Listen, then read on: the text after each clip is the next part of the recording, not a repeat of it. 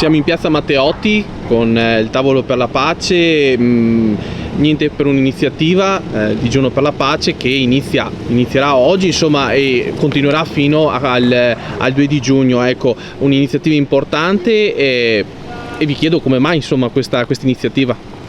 Questa iniziativa nasce congiuntamente da tutte le associazioni che fanno parte del tavolo per la pace di Rovigo. Ovviamente per la situazione che stiamo vivendo in prima persona come Italia, come Europa, ma anche per tutta la situazione mondiale che vede innescarsi sempre di più un pensiero che spinge verso le armi.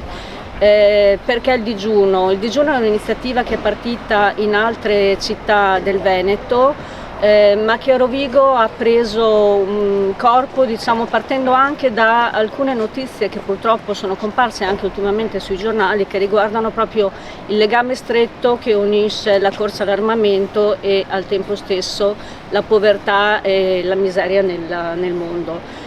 Faccio un esempio molto pratico, rivolgendomi alla vendita di armi che sta facendo Leonardo, quindi il nostro paese, a un paese come la Nigeria, all'interno del quale vi sono 15 milioni di bambini in povertà.